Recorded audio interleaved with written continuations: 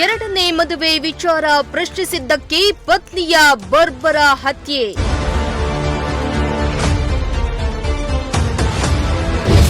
ಶಬರಿಮಲೆ ಯಾತ್ರೆಯಿಂದ ಬಂದ ದಿನವೇ ಪತಿಯಿಂದ ಕೊಲೆ.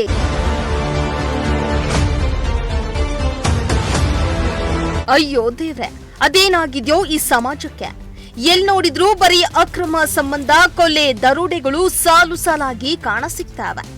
ಪ್ರತಿನಿತ್ಯ ಒಂದಲ್ಲ ಒಂದು ವಿಚಾರವಾಗಿ ಕೊಲೆಗಳು ನಡೀತಲೇ ಇವೆ. ಇತ್ತ ಗಂಡ ಹೆಂಡತಿ ಸಂಬಂಧ ಅನ್ನೋದು ಪವಿತ್ರವಾದ ಬಂಧ.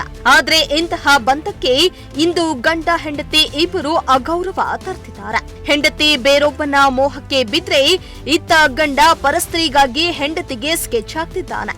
ಇತ್ತ ಇಲ್ಲೊಬ್ಬ ಪುಣ್ಯಾತ್ಮ ಶಬರಿಮಲೆ ಸ್ವಾಮಿ ಅಯ್ಯಪ್ಪನ ಮಾಲೆ ಹಾಕಿಸಿಕೊಂಡು ದೇವಸ್ಥಾನಕ್ಕೆ ಬಂದು ಅದಾದ ಮೇಲೆ ಹೆಂಡತಿಯನ್ನ ಬರ್ಬರವಾಗಿ ಕೊಲೆ ಮಾಡಿದ್ದಾನೆ. ಯಾಕೆ ಅಂತೀರಾ? ಈ ಸ್ಟೋರಿಯನ್ನ ಕಂಪ್ಲೀಟ್ ಆಗಿ ನೋಡಿ.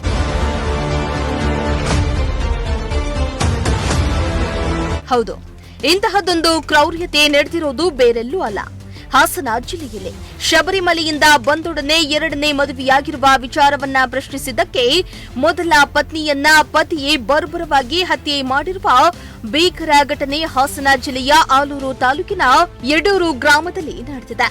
ಮೃತ ಮಹಿಳೆಯನ್ನ ರಾಧಾ ಎಂದು ಗುರುತಿಸಲಾಗಿದೆ.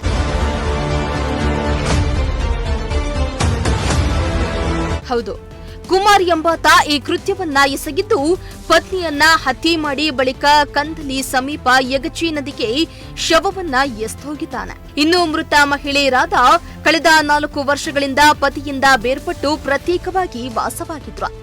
ಈ ನಡುವೆ ಕುಮಾರ್ ಶಬರಿಮಲೆಗೆ ತೆರಳಲು ಇರುಮುಡಿ ಕಟ್ಟುವ ವೇಳೆ ಪತ್ನಿಯ ಸ್ಥಾನದಲ್ಲಿ ಬೇರೊಬ್ಬ ಮಹಿಳೆಯಿಂದ ಪೂಜೆ ಮಾಡಿಸಿರುವ ವಿಚಾರ ರಾಧಾರ ಗಮನಕ್ಕೆ ಬಂದಿದೆ. ಈ ವಿಚಾರವನ್ನ ಪ್ರಶ್ನಿಸಲು ರಾಧಾ ಯಡಿಯೂರಿಗೆ ಬಂದಾಗ ಈ ಘಟನೆ ನಡೆದಿದೆ.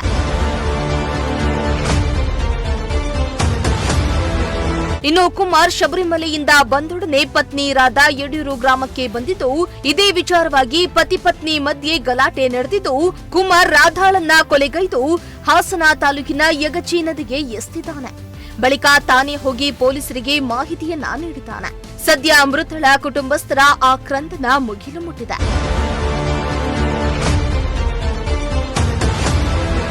ಇನ್ನು ವಿಷಯ ತಿಳಿದು ಆಲೂರು ಠಾಣೆಯ ಪೊಲೀಸರು ಘಟನಾ ಸ್ಥಳಕ್ಕೆ ಭೇಟಿಯನ್ನ ನೀಡಿದ್ದು, ಯಗಚಿ ನದಿಯಿಂದ ಮೃತ ದೇಹವನ್ನ ಹೊರತೆಗೆದು ಮರಣೋತ್ತರ ಪರೀಕ್ಷೆಗೆ ರವಾನಿಸಲಾಗಿದೆ.